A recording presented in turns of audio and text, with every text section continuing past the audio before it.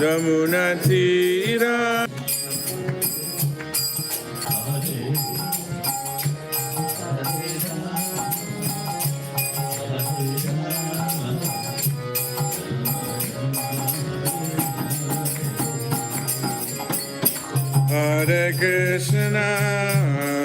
Hare Krishna, Krishna Krishna, Hare Hare, Hare Rama, Hare Rama, Rama Hare Hare.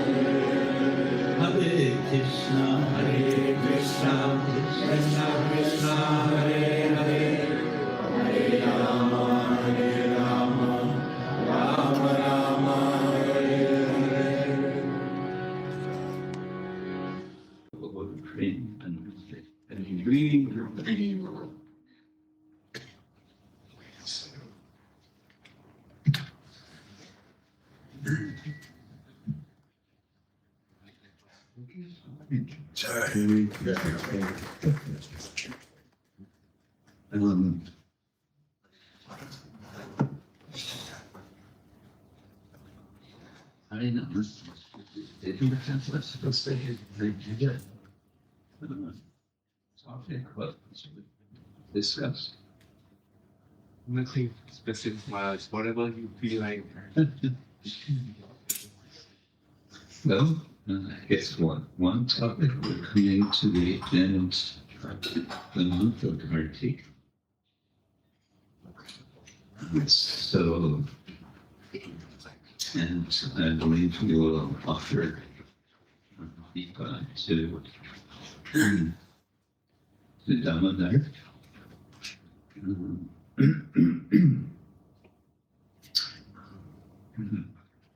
Namamisvaram Saccidananda-rūpam lasat-kun gokule yaśodā-bhiyolūkhalād dhāvamānam atyantato drutya gopyā.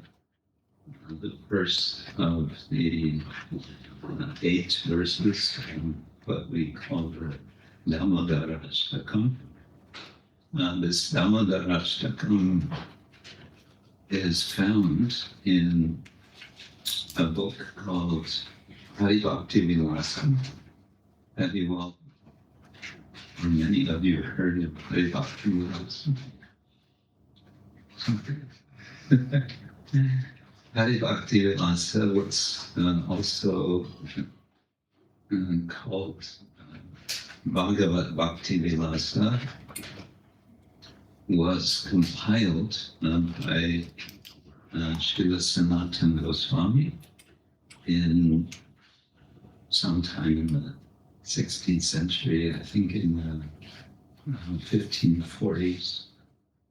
And this is a book of Vaishnava ritual and Vaishnava etiquette, we could say. Sadachar. Sadachar refers to achana, means, well, you could say behavior. How does one act? And sat is the opposite of asat. Asat is the opposite of sat. Sat means true, real, good, proper, like that. So sadachar is the topic, and the Hari-bhakti-vilasa is a kind of an encyclopedia of Vaishnava sadachar. It has 20 chapters. It's rather long, and it has a whole chapter, for example, just about flowers and what flowers can be offered to the Lord and what flowers are not to be offered. There's, as I remember, also a chapter on food, what foods can be offered. I'm just remembering, it's a while since I looked at this book, but in the second chapter gives details for the rituals of Vaishnava initiation. And it's many years since I was actually working on a translation of this. Eventually that was taken over, and it's for good. It's fortunate that it was, the project was taken over by one very nice Vaishnava in Finland, who was translating the entire work with its commentary, and it's being published gradually in 4 volumes. The first volume was published, and it's open access. And it's published by Brill Publishers, which is a very respected academic publisher in Holland. And if you're interested, it has a very extensive introduction, like 100-page introduction, which really helps you understand what this book is, what it's all about. I'm mentioning this. Chapter 16 is about festivals. And it goes through the annual calendar of Vaishnava festivals. There's no mention, it's interesting that in this book there's no mention of bhrājamanam. You may wonder, why is that? I also wonder why is that.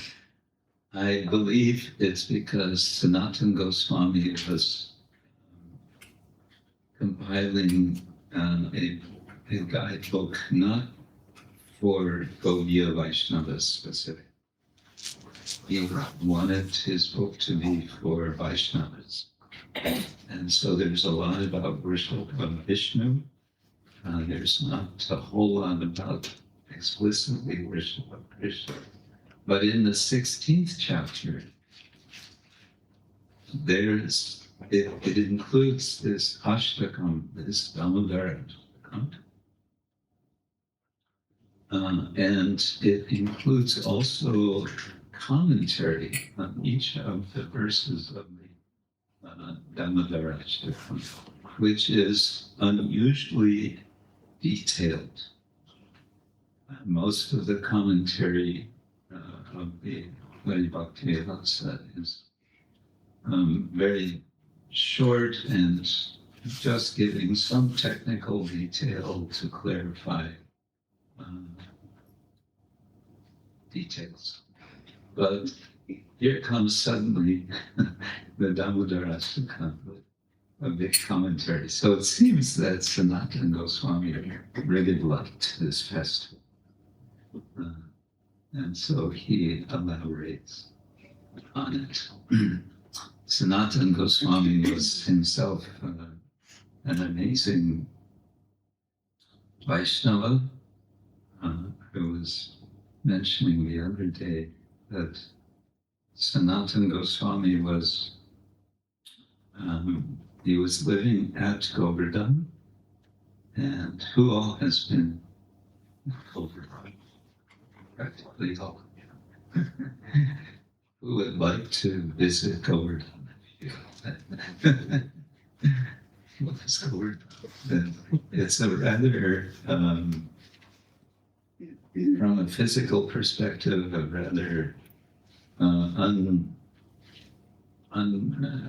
it's a rather ordinary hill, but then again, not so ordinary. The shape is quite unusual. It's a very long, narrow hill, and it's not at all high. It's maximum 80 feet, I've heard. That's the highest point. And yet, devotees of Krishna, they respect this hill by not stepping on it and by circumambulating it. How many of you like circumambulate? Everyone who goes to Gokula, they circumambulate. So Sanatana Swami also would circumambulate. He would do the parāmr every day. And I'm told his parikrama was not. There's two parikramas, and one is close to the hill, and one is further away. And the one that's further away is much longer than the one which is immediate. I've only done the immediate parikrama, which is, excuse me, what is it, like 21 kilometers, something like that. So Sanatana Swami was a devotee of Krishna, and also, and you can say, and therefore also a Govardhan. But I'm slipping from the point. Namamisvaram, Saccidananda-rūpam, lasat-kun, gokule, bhrājamanam, yaśodā-bhiyolūkhalād, dhāvamānam, parāmr, atyantato, drutya. Interesting first verse is it begins with a description of the Lord as the supreme glorious Lord. Namamisvaram, he is the Ishvara. Which Ishvara? Sac-cid-ānanda-rūpam. His form is Rupam, is Sac-cid-ānanda. So it starts with a quite abstract description, an abstract idea of who is God. God is that person who has a form, and that form is not like our forms, our physical forms, but he has a form, and that form is constituted of eternity, knowledge, and bliss in ever-expanding character. So it starts out like that, but then immediately the verse, it's credited to one Satyavrata Muni. Lasat-kun gokule bhrājamanam.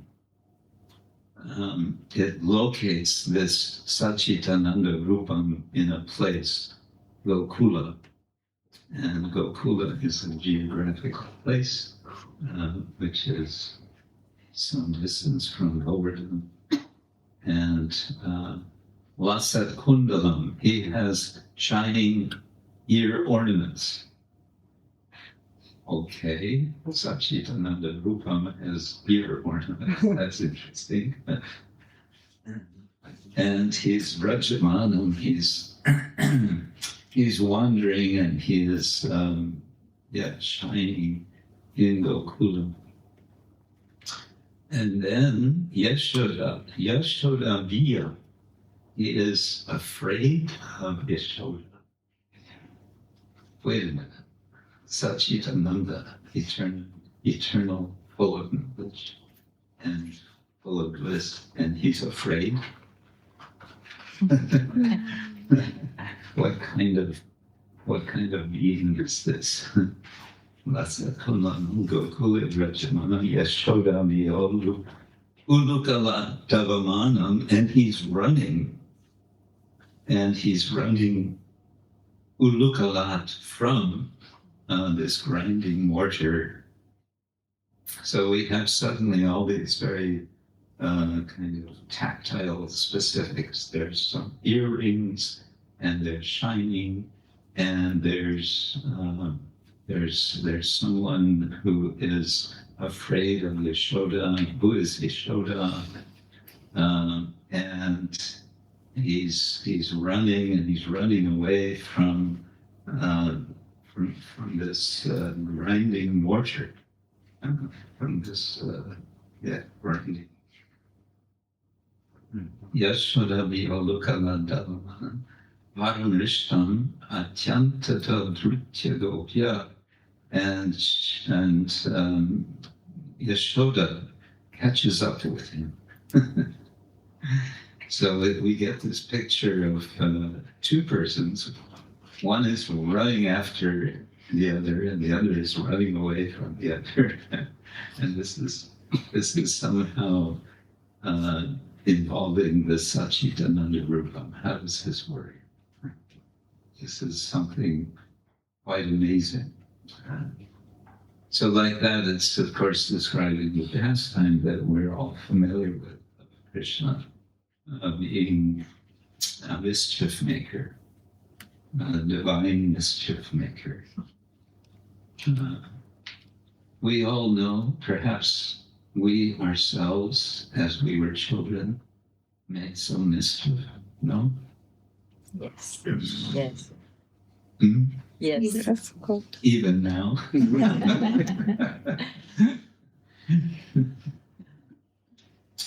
Yes. And maybe we have children who make mischief. Some of you have children. Sometimes they make mischief. You don't make any mischief.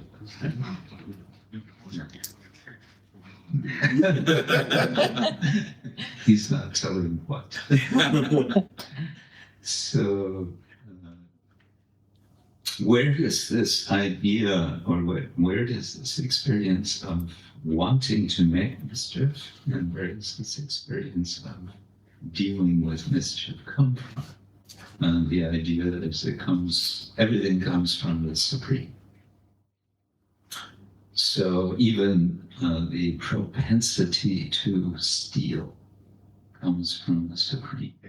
And that's interesting because the Supreme is the Supreme Whole, who is complete in himself. And in the invocation to the Upanishad, the Isha Upanishad, also it's an invocation for other Upanishads. You know this verse maybe. Om Purnam Adaha Purnamidam Purnat Purnam Udachyate Purnasya Purnam Adaya Purnam Eva Vasishyate. This word Purnam is repeated, and it says that even if you take the Purna away from the Purna, you still have Purna. Purna means completeness, fullness. And so this is describing the supreme reality, if you like. And Srila Prabhupada has this memorable sentence in his purport to that verse in the Sri Ishopanishad.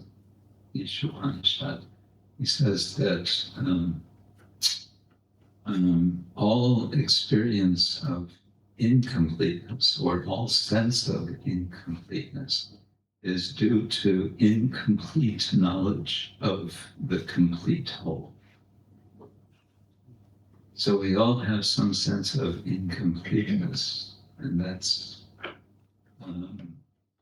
the problem. We have a sense of incompleteness because we don't recognize that we are eternal parts, or I would say part and parcel of the supreme whole, the complete whole. Anyway, Krishna, who is the supreme whole, is acting as if he is incomplete, because what is he doing? He's stealing.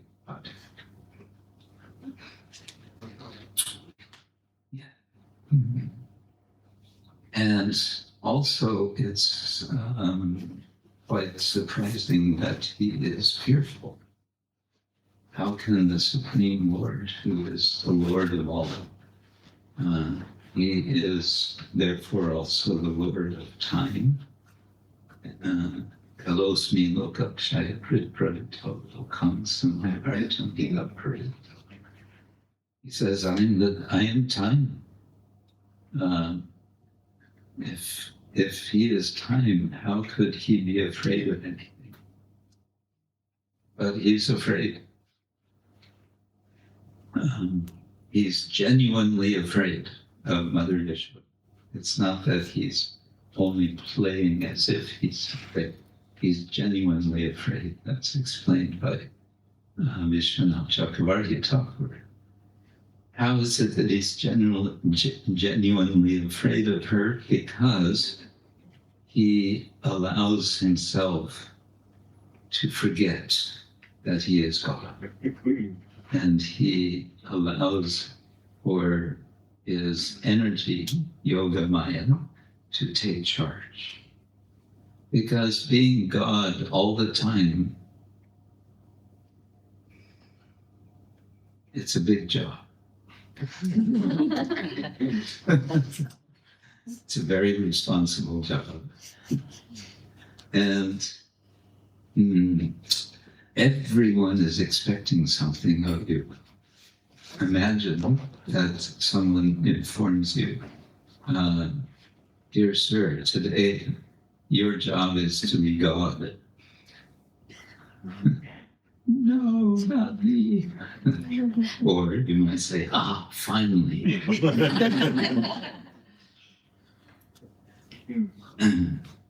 So Krishna appears in Gokula and in Vraja in general in order to, for the most part, not always, but for the most part, to set aside that role of being what philosophers of religion call perfect being, philosophy of God.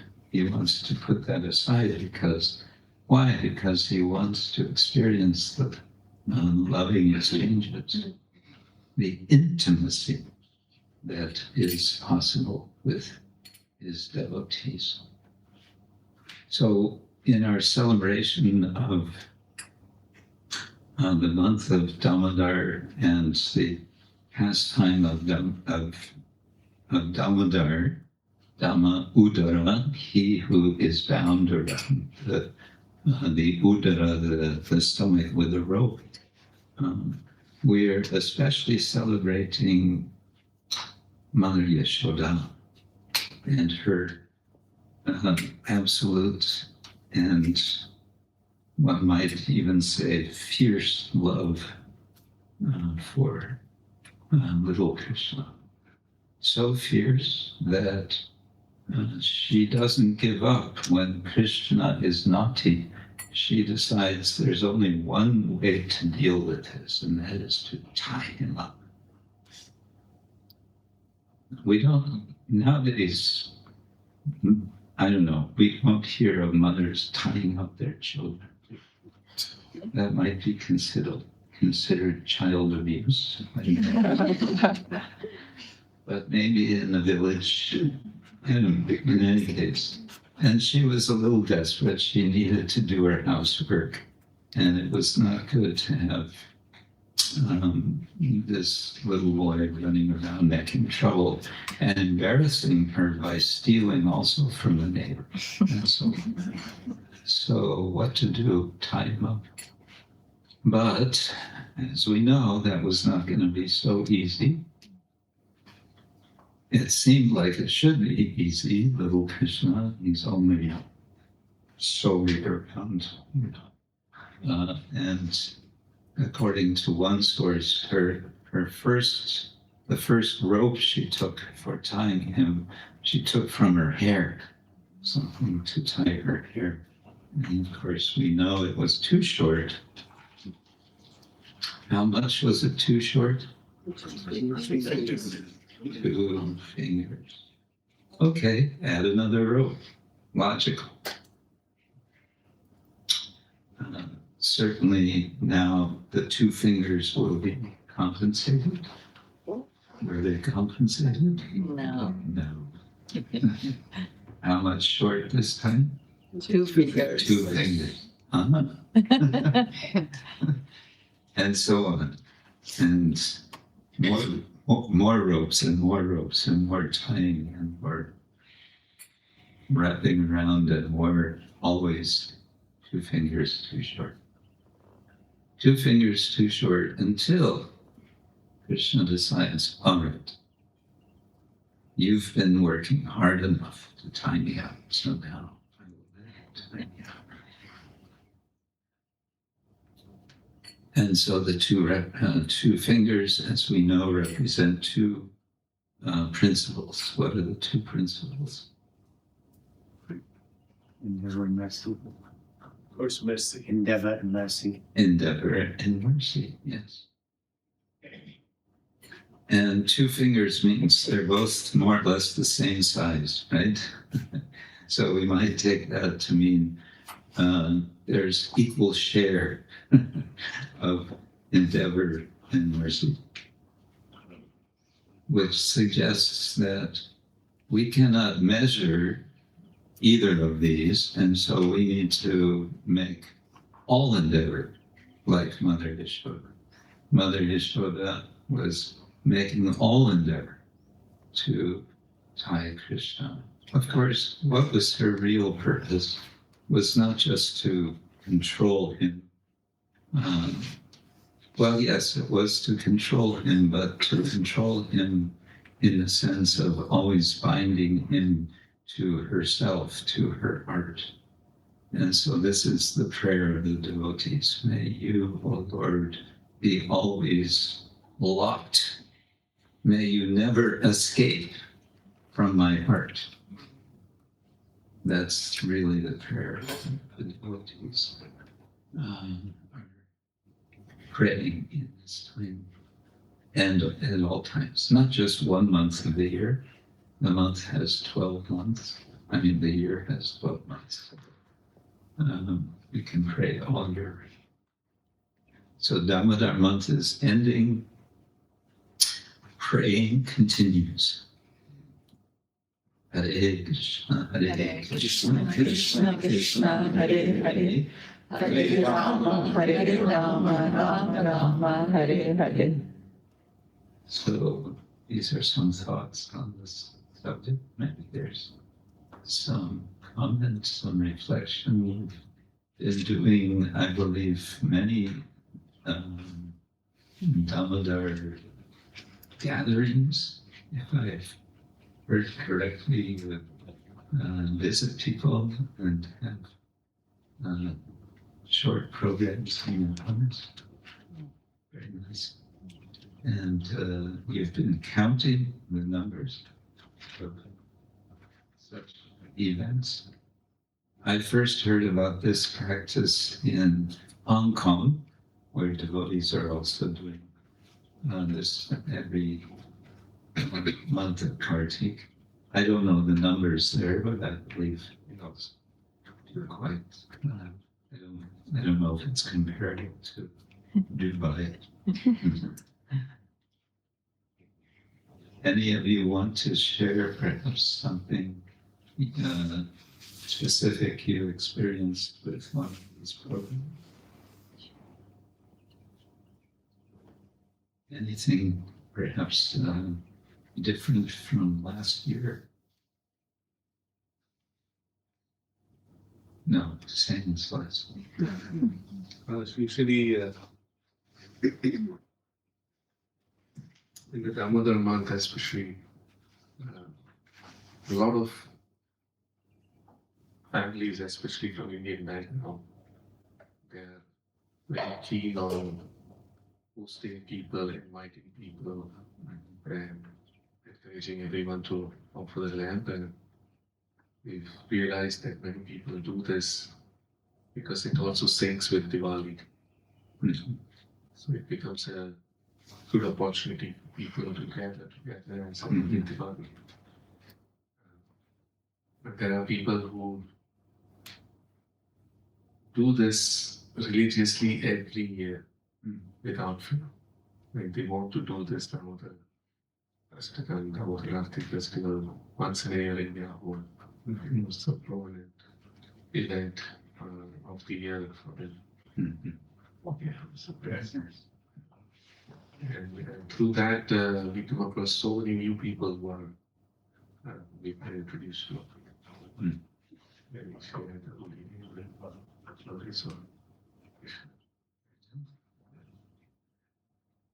One thing they do in Hong Kong is they also do this practice on the street.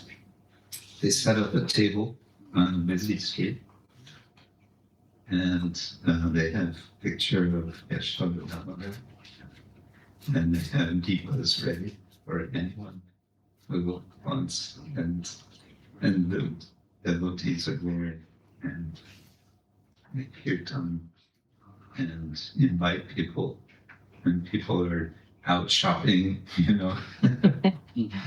There's a substantial population of people of Indian background in Hong Kong also. Mainly it's Vyasadeva. Oh, okay. Offer a land. So I don't know if Sanatana Goswami anticipated this when he composed the Adivakti Rasa, but I think he would be very pleased.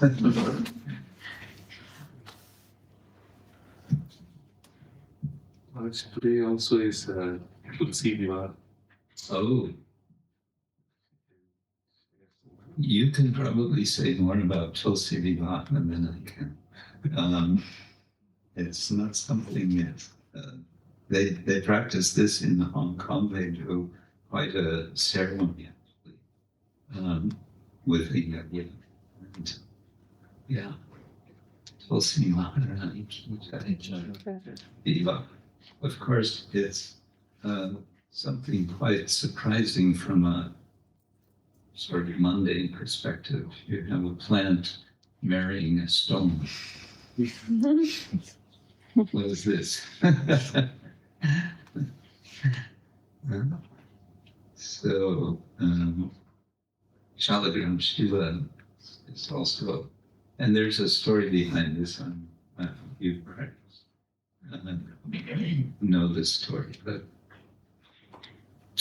the idea of Tulasi marrying, of course, we understand marrying Vishnu in the form of Shalagram, but this is a very special celebration which devotees make to honor Tulsi. Vrindayai Tulasi Devyai Priyayai Keshava Vishnu Bhakti Radhe Sakyakaya. So she is Vishnu Bhakti Prada, and she who gives bhakti for Vishnu. Sometimes there's a debate. Why do we say Vishnu Bhakti? Why not Bhakti? Why not Krishna Bhakti? Well, yes. Why not? Vishnu Bhakti, Vishnu Bhakti. If there is Vishnu Bhakti, then certainly there will be Krishna Bhakti, and vice versa. So I think there's no problem one way or the other. But if I remember correctly, this prayer is in the Hari Bhakti Vilasa, and it's Vishnu Bhakti because Sanatana Goswami was being inclusive of all the Vaishnavas, whether or not they worship Krishna specifically, or some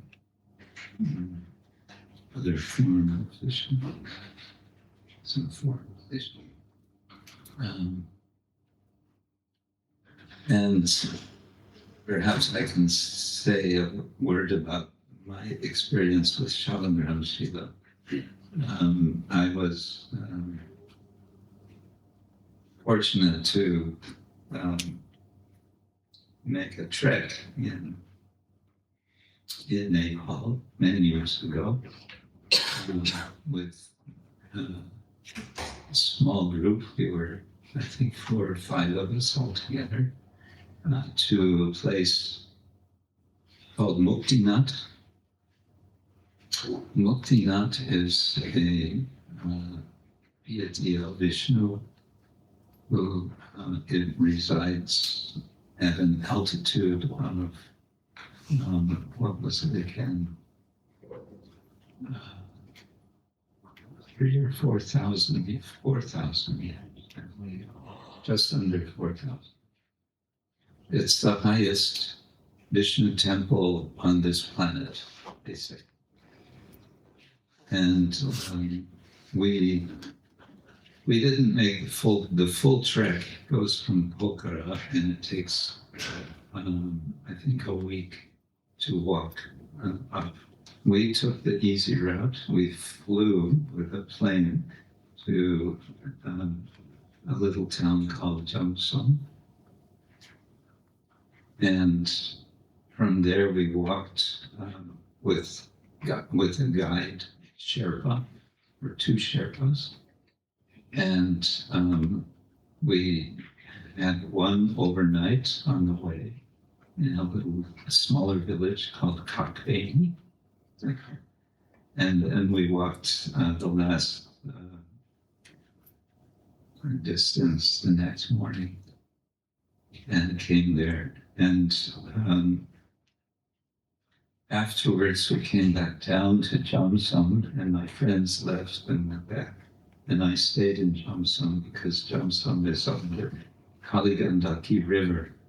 The Kaligandaki River is the river in which Shalagram Shilas have been washed down from Damodara Kunda. This little connection with Damodara.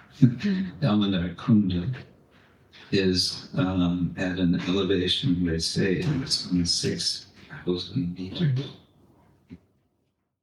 And the Shalagram Shilas are washed down, I guess in the rainy season. And the Kaligandaki at that area, Jamsun, is a very wide, flat plain with just countless stones of all sorts, other than Shalagram. And so to search for Shalagram Shila is a bit of a challenge, because you're just looking at millions of stones of all variety, and amidst these you may find the Shalagram Shila. I found about 50. Yeah, over 2 days, I think. I spent the whole day this wandering.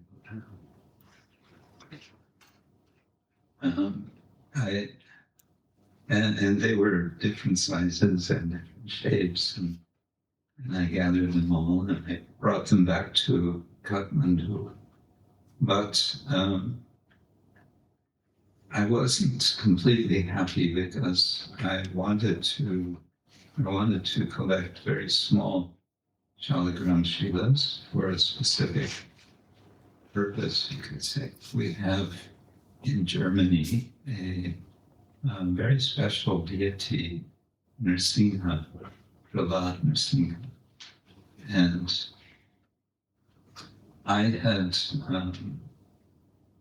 come to know from visiting some temples in South India, that some of these temples, the deity will have a necklace of Shalagram Shilas, Shalagram Hara, they call it.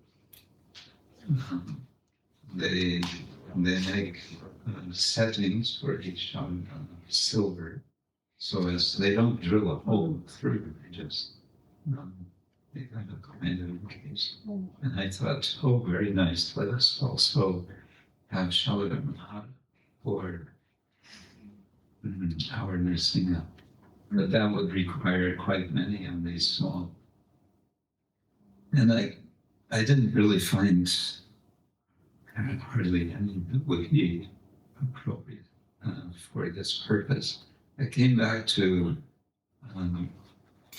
Kathmandu, and I was informed about one gentleman, one Brahmin, who could help me identify the Shilas that I had as age, or identify it as forms of the different avatars.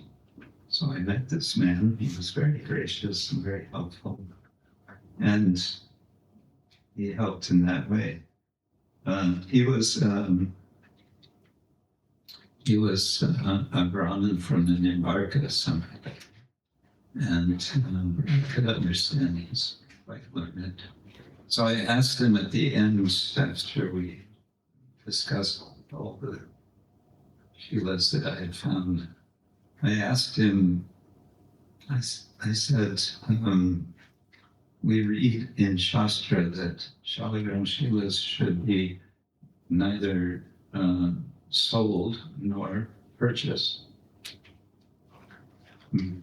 But I heard that at the Pashupatinath temple, there are people who sell Shaligram Shilas, and including small ones. And I'm interested to acquire for this purpose, and I explained we want to make this necklace for Sindhi. And this Brahmin said, "Oh, that is no problem. If you are doing for service, you can purchase one." Oh, thank you. So I ran to the Pashupatinath temple because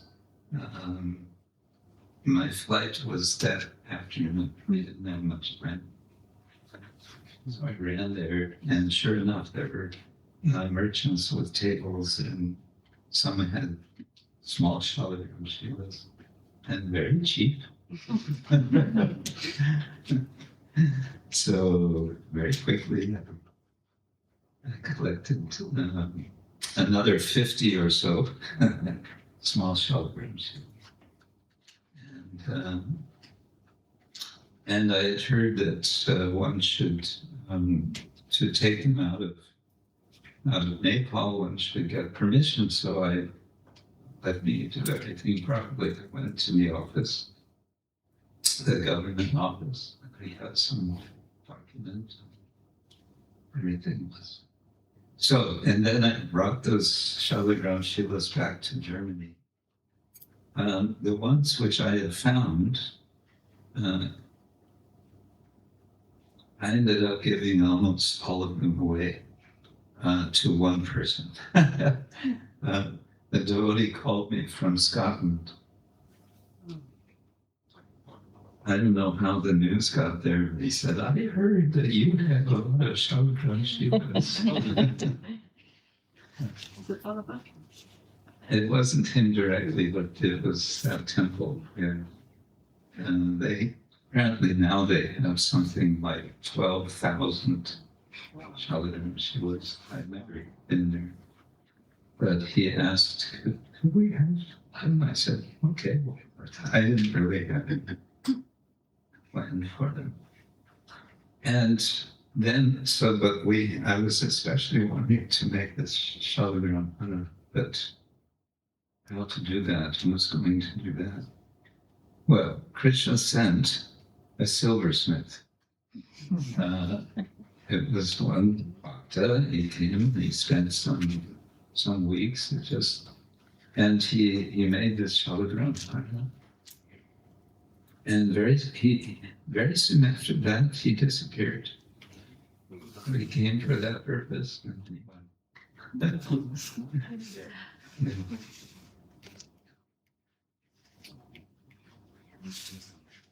But maybe you want to tell us story. Close again.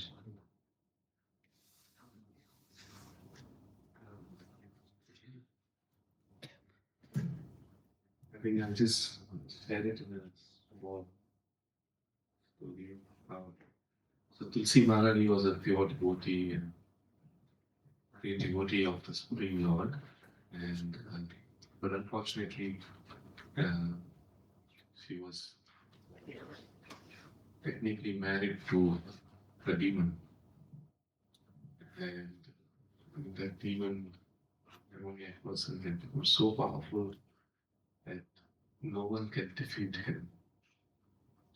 And the only way to defeat him was if, and his power was coming mainly because Tulsi was very chaste to him, very devoted, very chaste. And so the only way to defeat him was if Tulsi Devi would become unchaste, in a sense. So then there was no other option but to approach Lord Vishnu, because this demon was becoming more and more powerful. So eventually Vishnu himself comes and appears himself duplicate as her husband, and comes to her house. And she serves him as if, he is her husband. So eventually, she touches his feet and everything and worships him and serves him. And just because Tulsi Mani interacted with him as a husband, her chastity was broken. And meanwhile, the demon over there who was fighting with all the devatas got killed. And the moment that happened, Tulsi Devi got the news and she realized that, she's been cheated. So eventually she curses this person that may you become a stone. So that's how the worship of Shaligram became. And Lord Vishnu revealed himself that actually, I am Lord Vishnu, your worshipable Lord, and your first me. But because of your devotion towards me, you will be worshipped forever. And you will become a Tulsi plant. And no one can separate you and me forever. So that's how any offering or anything cannot be done to Krishna without Tulsi's presence. So that's how the Vivaha, the formal wedding of Tulsi and Shaligram happens every year.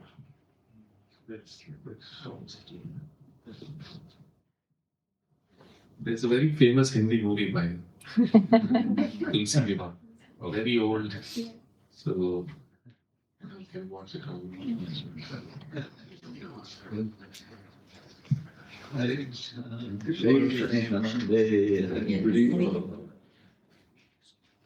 Shri Shri Damodara ki jai, Shri Shri Damodara ki jai, Shri Shri Gaurnitai ki jai, Rupam ki jai.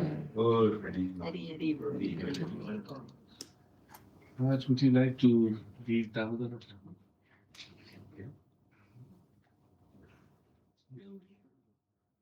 Damodarastakam. We will all chant Damodarastakam. Then, after we finish chanting Damodarastakam, we can all offer the lamps.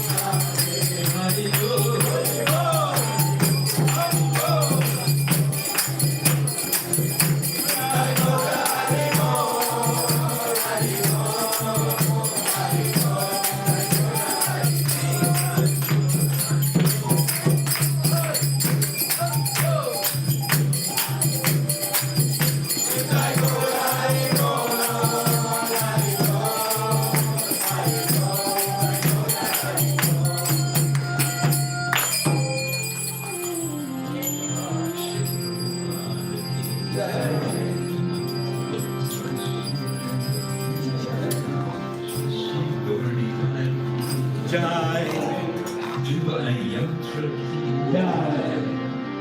Gora Premanande.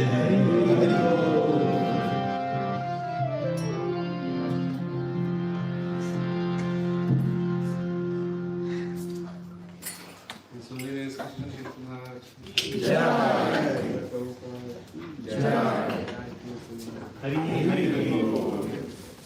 Hare Krishna. Since today is Tulsi Va, very important day of Tulsi Maharani, we can all go in the backyard. There is a beautiful Tulsi pot. We can offer the water to Tulsi, circumambulate for 3 times. Yeah. And then we can come back. And come back and take prasad. From Maharaj. Yes. So come back and take Mahaprasad from Maharaj.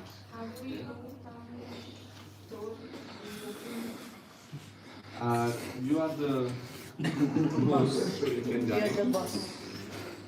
Hare Krishna. So, yeah, I mean, you can open the door. Huh?